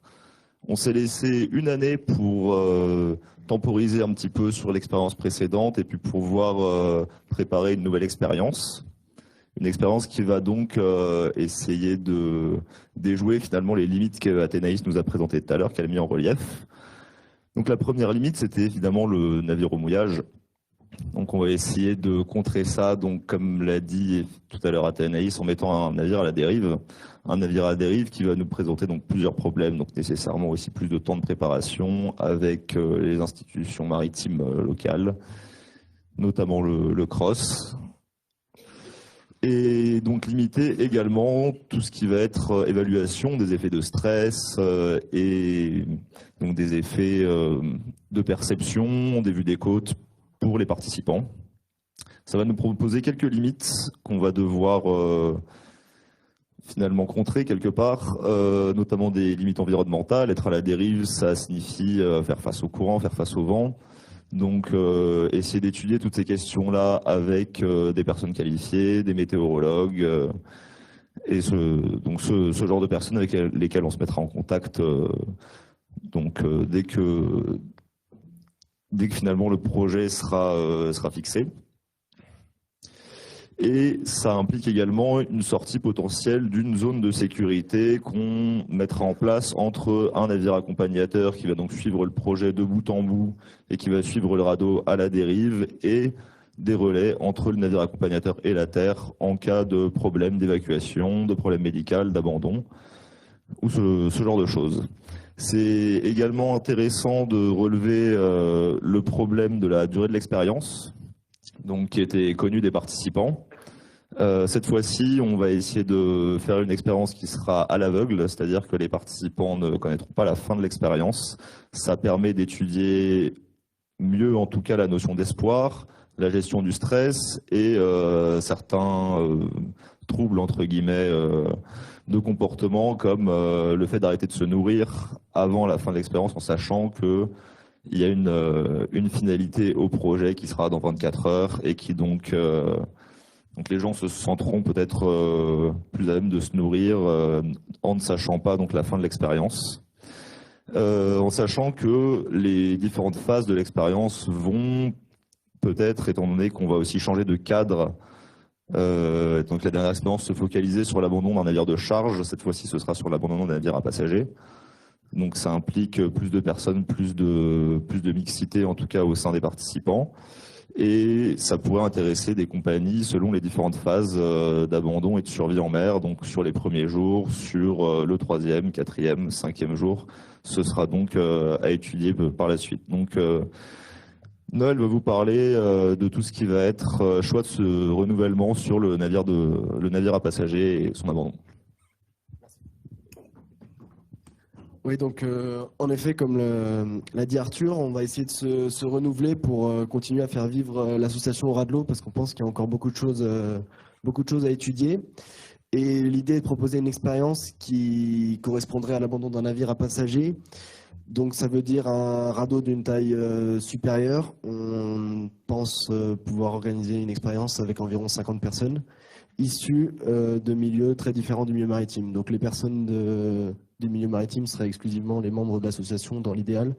Avec ces personnes représenteraient les professionnels du professionnel. Et ensuite, il va falloir qu'on se tourne éventuellement vers des universités ou vers simplement un appel à candidature pour trouver un groupe de personnes représentatifs simplement d'un nombre de personnes sur un navire à passagers. Excusez-moi. Voilà, donc le problème, ça va être la sélection. C'est pas facile de trouver des volontaires, mais on espère, grâce à ça, obtenir des résultats plus sérieux, j'ai envie de dire, concernant l'impact psychologique que ça peut avoir. Dans les nouvelles difficultés, pour l'abandon des navires à passagers, il n'est pas prévu d'avoir des combinaisons d'immersion pour tout le monde. Et on anticipe déjà un gros problème concernant le froid et des possibles hypothermies. Là, avec le retour d'expérience qu'on a, on sait à quel point il était important pour les participants d'avoir des combinaisons d'immersion étanches. Et on sait que ça va soulever de nombreuses questions. Dans le but également de réaliser une expérience plus réaliste, on espère pouvoir s'entourer de compagnies maritimes pour réaliser un exercice d'abandon complet, parce que tous les exercices d'abandon à bord s'arrêtent en master station. Et donc l'idée, ce serait de pouvoir prolonger un exercice existant jusqu'à l'abandon dans le radeau et de commencer l'expérience à ce moment-là, toujours dans le but d'avoir plus de réalisme. Alors, à défaut, on essaiera de voir si on peut être largué depuis la porte pilote ou éventuellement avec le navire accompagnateur directement si jamais c'est pas réalisable.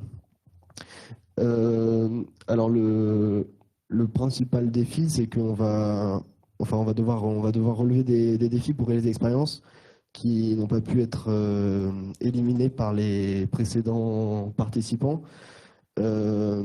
Il va falloir trouver un navire accompagnateur qui puisse récupérer tous les participants à n'importe quel moment de l'expérience. Donc ça veut dire un navire capable de récupérer 50 personnes, et ça c'est l'un des plus gros défis qu'on va devoir relever. On a des pistes, on pense à des navires comme le Jason, des abeilles. Seagull possède également des navires qui auraient la capacité de récupérer 50 personnes, mais ça reste à voir. Enfin, le navire accompagnateur ne pouvant pas abandonner son rôle de surveillance, il nous faudra toujours une liaison avec la Terre. Donc peut-être une vedette de la SNSM où on va essayer de prolonger notre partenariat. Tout ça pour dire qu'il reste beaucoup d'incertitudes, et c'est aussi pour ça que l'expérience se fera que en 2024, parce qu'on a besoin de se construire et de réaliser quelque chose de sérieux. Voilà. Merci.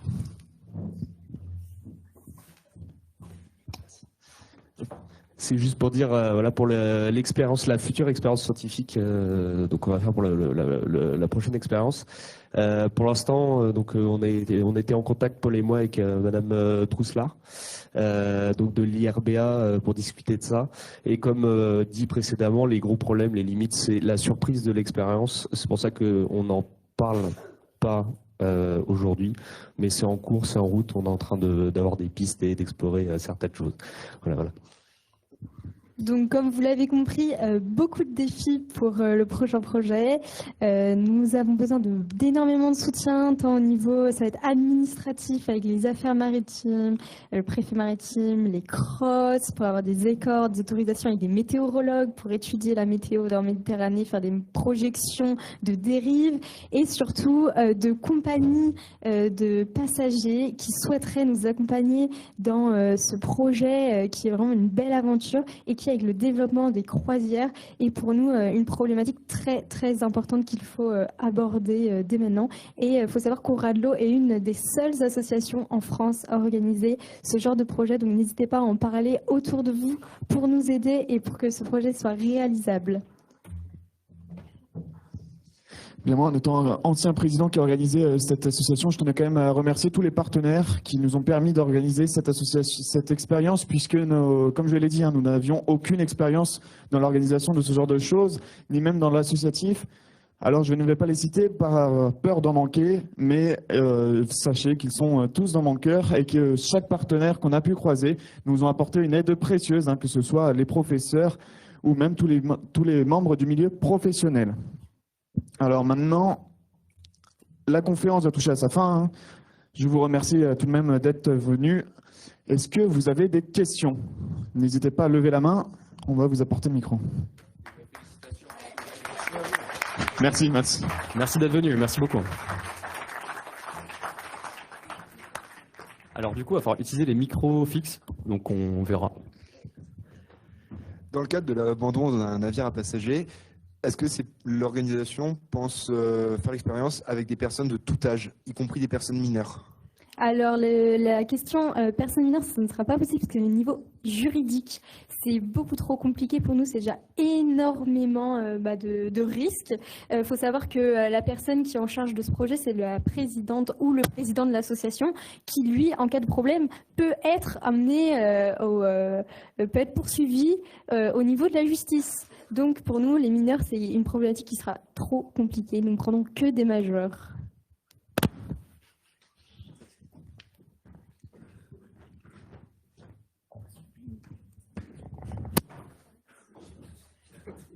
Allez-y. Ouais, donc, question dans le cadre de l'expérience qui a déjà eu lieu.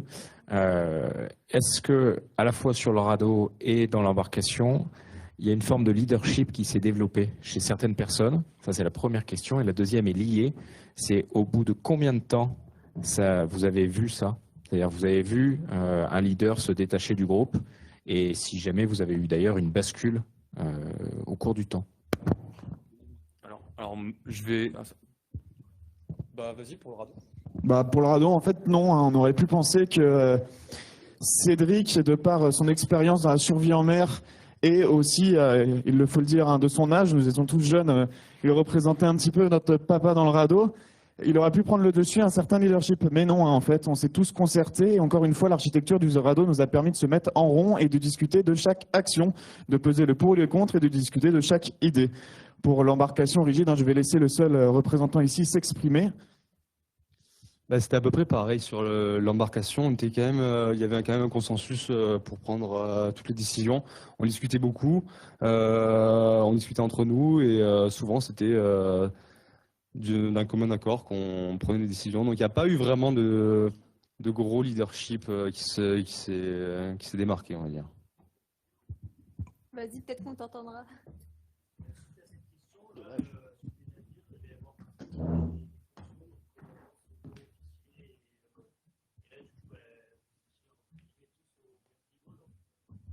Donc c'est pour ça la prochaine expérience, pour justement, on va proposer pour vérifier la formation des équipages des navires à passagers que certains de leur navigant embarque et justement à ce moment-là ils pourront eux en tant que leader de l'embarcation mettre leur formation et leurs compétences et les autres seront vraiment des passagers.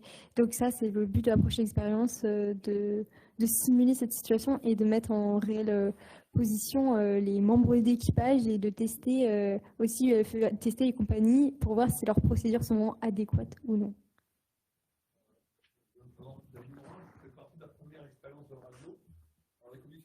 On n'avait pas les mêmes. Donc nous, on a eu 3 jours de mer force 4, force 5, et on ne pouvait pas jouer, on ne pouvait pas claquer dans les mains, tout ça. Et nous, ce qui nous était apparu en première expérience, c'est qu'en fait, on ne pouvait pas mettre des gens en quart. En fait, on était parti à 14, on a eu 2 abandons qu'on n'aurait pas abandonnés si on aurait été en vraie survie. On est dans le même cas que celle qui a abandonné, la personne qui a abandonné. Il n'y a pas eu de leadership non plus qui s'est développé sur la première expérience.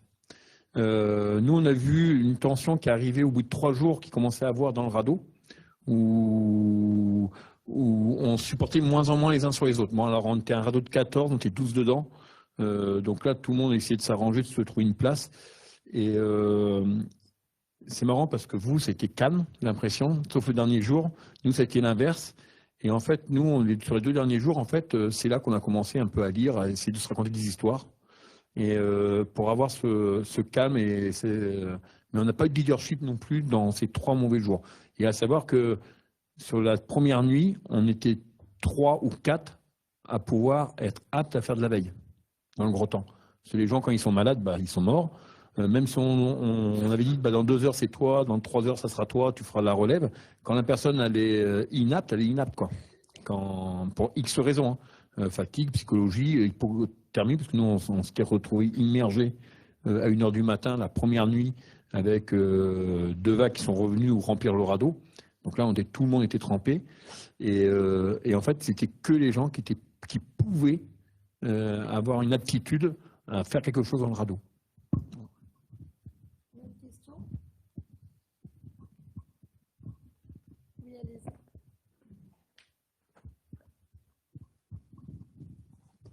En premier, bravo.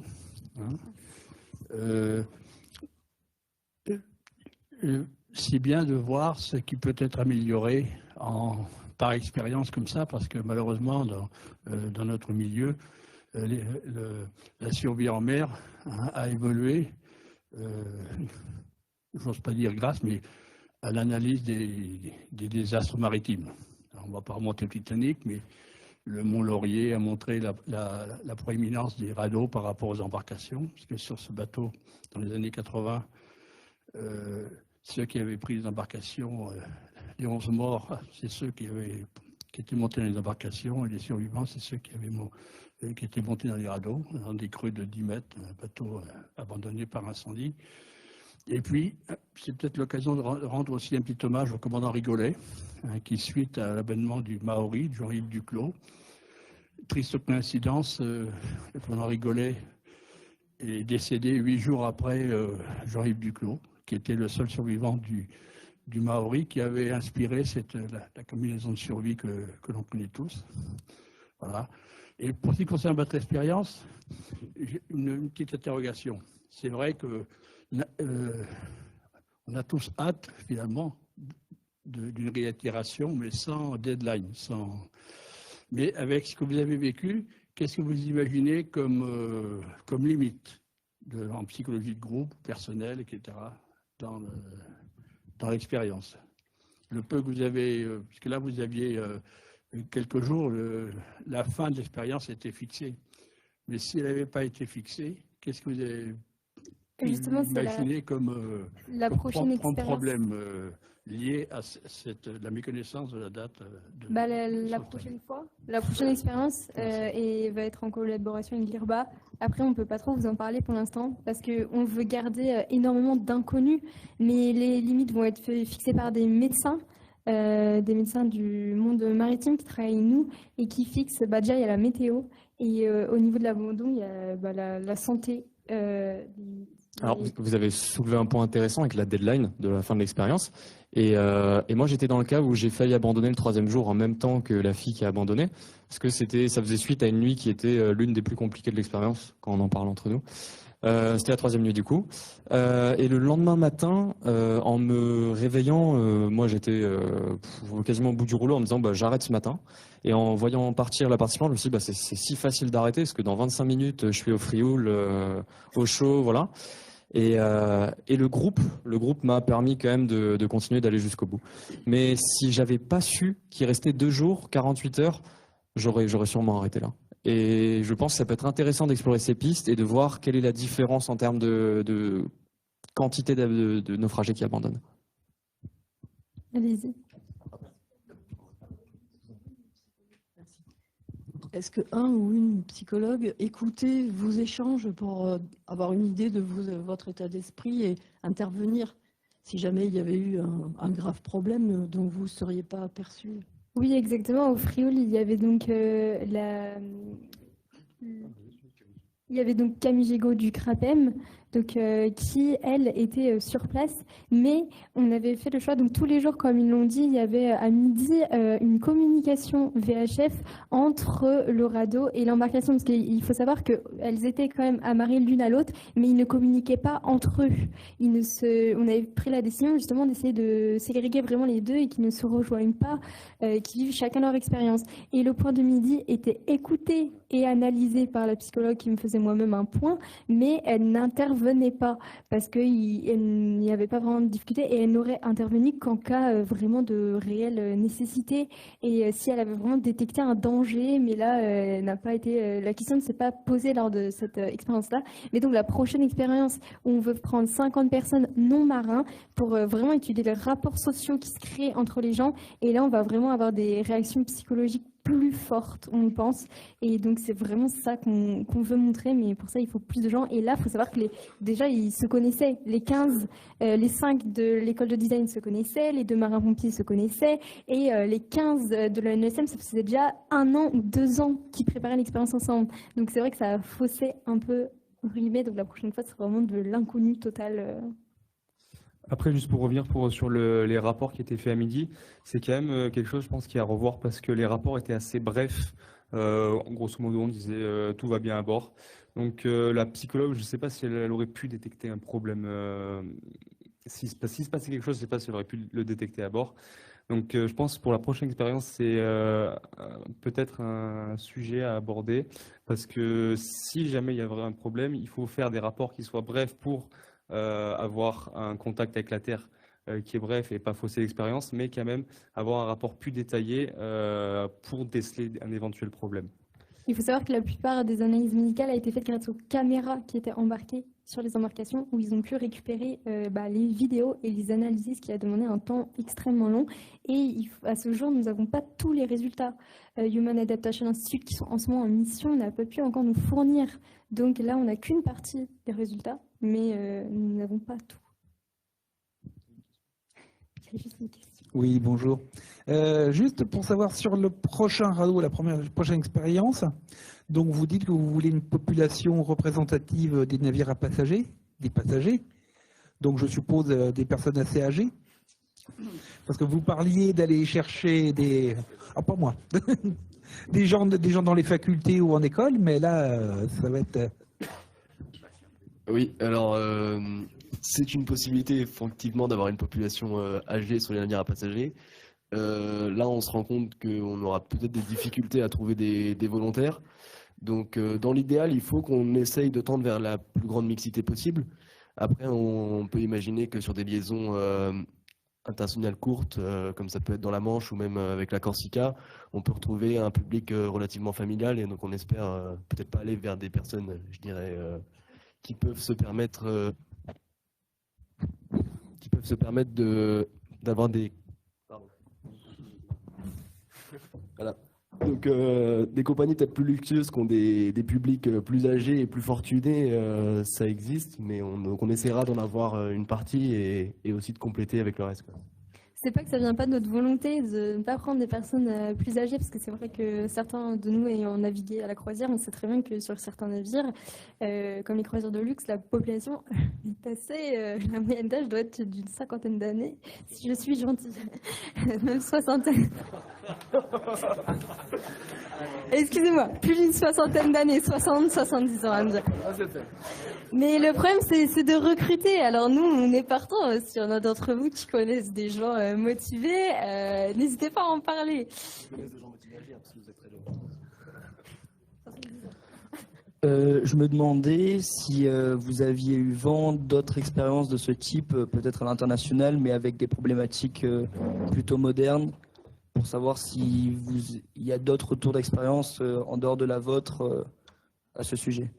Il y a d'autres compagnies comme Aida Costa qui voulaient faire des expériences à grande échelle d'abandon de navires à passagers et ça a été abandonné à cause du Covid dans mes souvenirs. Et ils n'ont pas depuis réitéré l'expérience. De temps en temps, il y a des lycées maritimes qui font en collaboration avec des compagnies comme cette semaine. Ils ont fait un abandon juste en combi. Pendant 1h30, ils sont restés dans l'eau avec les combinaisons de survie. Où il y a quelques youtubeurs qui s'essaient à aller faire 2-3 jours dans un radeau au large, ce qui n'est pas autorisé normalement. Mais des expériences d'ampleur comme ça, on n'en a pas eu connaissance. Alors, l'histoire nous donne beaucoup d'expériences similaires, hein, que ce soit pendant la Seconde Guerre mondiale, de nombreux naufrages. Mais des expériences comme ça de volontaires à cette échelle, pas aujourd'hui.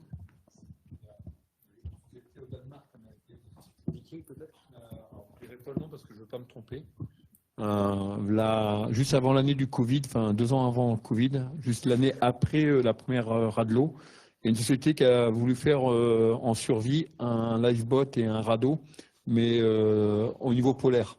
Et ce qui ressort, parce que les données c'est pareil, les conférences j'ai pas pu la suivre, ce qui ressort c'est qu'en fait ceux qui ont le plus froid et qui ont abandonné au bout de 5 jours, et puis tellement il faisait froid, c'était la condensation qu'il y a eu dans le lifeboat.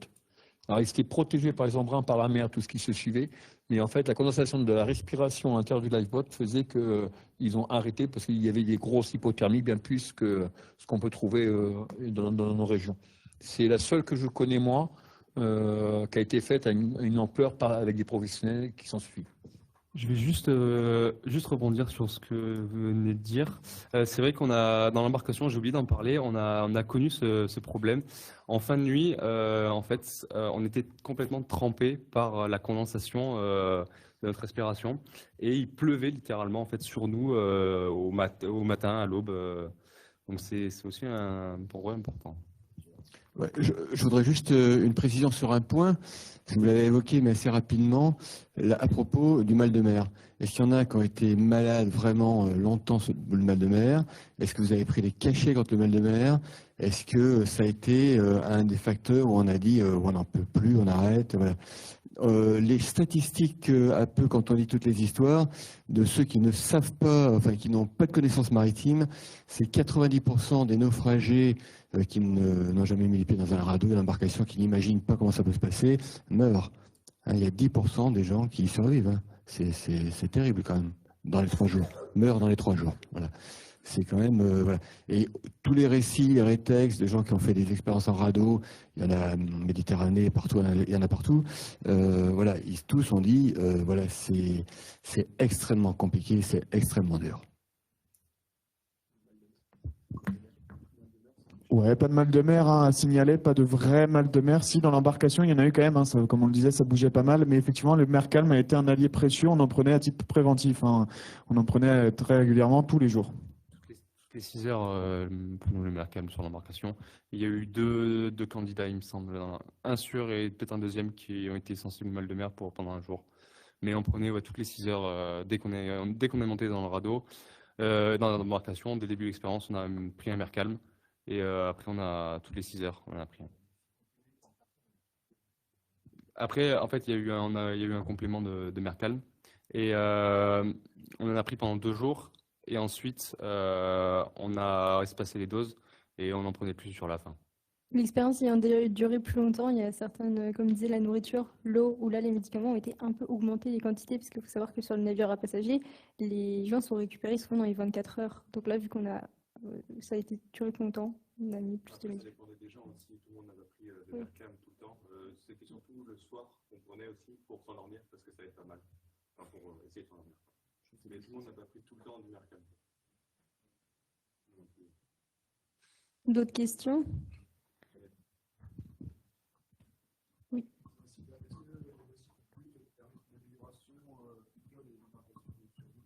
Oui, évidemment, ces expériences, on ne les fait pas pour notre propre plaisir, hein. Vous savez que au Radlo, ça représente, je pense, au minimum 3 heures personnelles de travail par semaine, même je pense plus. C'est énormément d'investissement. Donc le but, c'est vraiment à la fin d'améliorer. Là, on veut envoyer nos résultats à Bureau Veritas, donc la société de classification. Et ensuite, on est beaucoup sollicité par des ingénieurs d'Airbus ou qui sont spécialisés dans tout ce qui est habitats spatiaux, qui cherchent à travailler avec nous pour la prochaine expérience.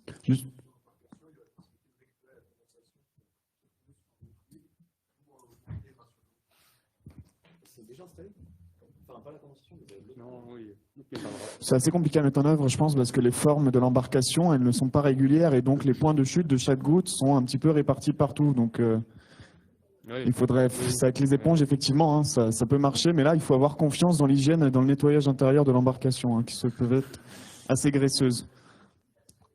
Mais en tout cas, toutes les notifications techniques, hein, elles ont été faites en tout cas pour le radeau à cerveau sur Vitech, puisqu'on a cherché à comprendre comment un radeau neuf pouvait ne pas être étanche. Avec des discussions, on a réussi à comprendre pourquoi. Cerveau sur Vitech était aussi surpris que nous. Et ça va certainement aider à améliorer certains points, surtout dans la vérification des radeaux, certains points qu'ils ne pensaient pas, hein, puisque quand on n'est pas utilisateur, on n'y pense pas forcément, mais certains points à vérifier plus importants que d'autres.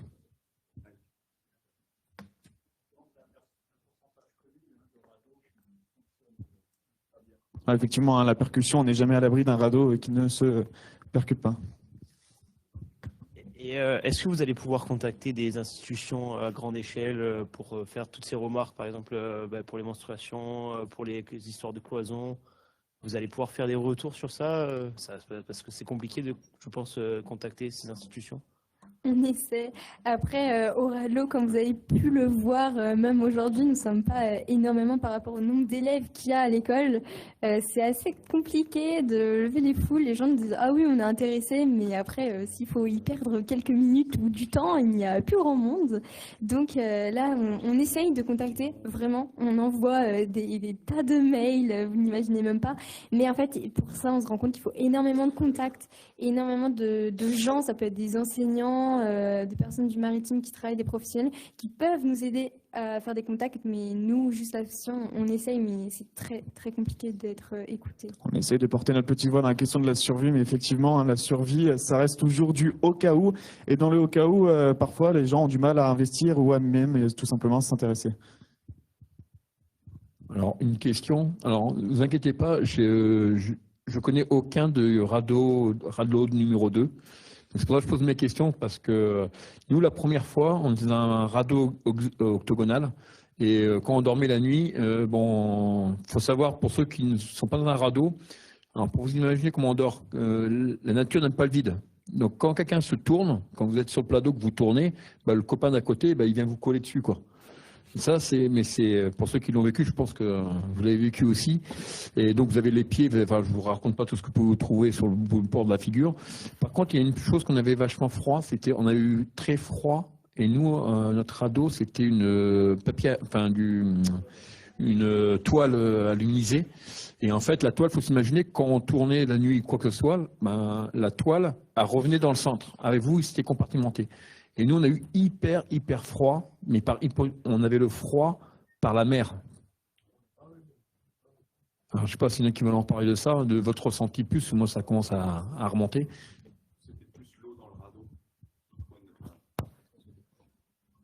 Ouais, c'était plus l'eau, comme il y avait l'eau au radeau prenait l'eau, et c'était plus l'eau qui nous transmettait directement le froid qu'autre chose. Parce que, je pense que ça devait faire diminuer quand même un peu le froid, parce que, mine de rien, on devait réchauffer un peu de l'eau, je pense. Et ça devait limiter un peu l'effet. Faire une sorte de tapis isolant, l'eau dans le radeau. Mais je sais pas trop pour moi. Après, moi, j'ai pas eu si froid que ça. Toi, t'as eu un peu froid, non? Bah, moi, ma combinaison de survie était trouée, donc j'avais l'eau directement dans la combi, c'était très agréable. Mais ouais, il faut s'imaginer qu'on avait vraiment en permanence 5 cm d'eau dans le radeau en fait quand on dormait. Donc c'est plus l'eau en fait qui nous transmettait le froid qu'à travers la toile en fait. Ouais, voilà, à savoir pour les techniques d'isolation, il existe aussi des sols qui se gonflent pour avoir un coussin d'air sous les naufragés. Alors ça, on a cherché à essayer de comparer, hein, on le voulait, on l'espérait, je me souviens des discussions avec tout le personnel du CETIS, on espérait avoir ce sol. Cerveau Survitech nous a dit que c'était quand même plus simple d'avoir ce type de sol, c'était assez efficace. Le problème du sol gonflable, eh bien, c'est qu'il faut le gonfler, imaginez-vous, avec une pompe à pied comme pour gonfler un matelas de camping, mais pas sur un sol rigide, sur la mer. Ça peut être assez compliqué. Enfin bon, n'hésitez pas, hein, si vous avez d'autres remarques ou d'autres questions.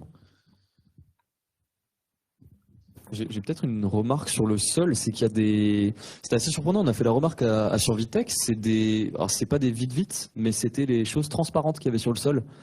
Et on se baladait pieds nus toute la journée, et c'était très coupant en fait. Donc des fois on se prenait le doigt de pied dedans, et c'était pas du tout agréable. Donc ça c'est une remarque qu'on a fait, et on se demandait pourquoi c'était installé. Voilà, je sais pas ce qui... Voilà. Ça faisait pas partie des vite-vite qui étaient sur toute la périphérie. C'était sur le centre. Peut-être qu'on peut... Bon, on le verra pas, malheureusement. Mais ouais, c'était très surprenant. Voilà, donc c'est des éléments installés. Mais...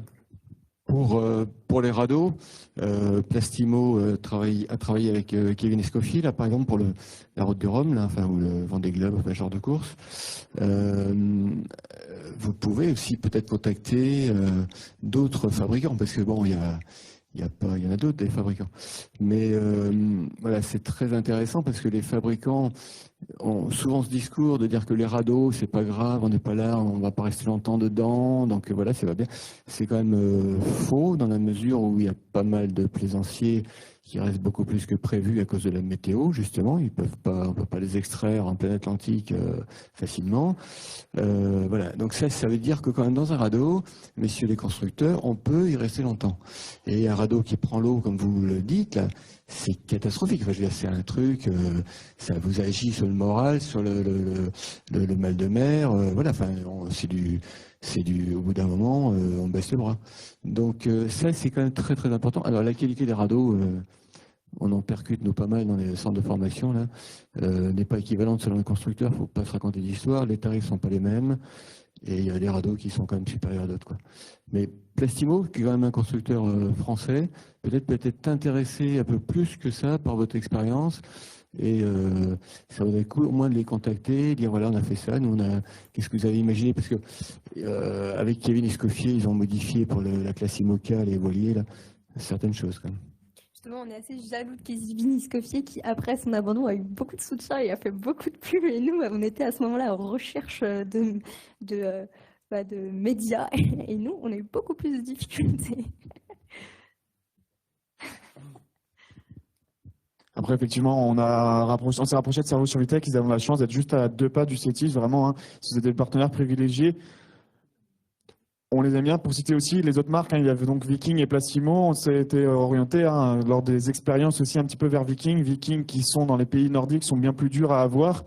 Et c'est un groupe bien plus imposant. Hein, on est pour eux pas grand-chose. Et quant à Plastimo, ils sont assez moins connus, disons, dans la marine marchande, sur les navires marchands. C'est pour ça qu'on n'a pas forcément l'idée, mais effectivement, c'est une piste à explorer, surtout que c'est un constructeur français.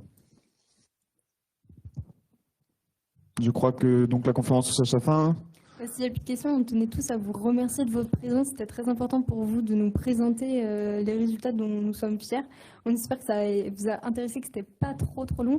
Et je souhaite remercier toute mon équipe, leur souhaiter bonne chance pour la prochaine expérience. Merci à vous, bonne journée.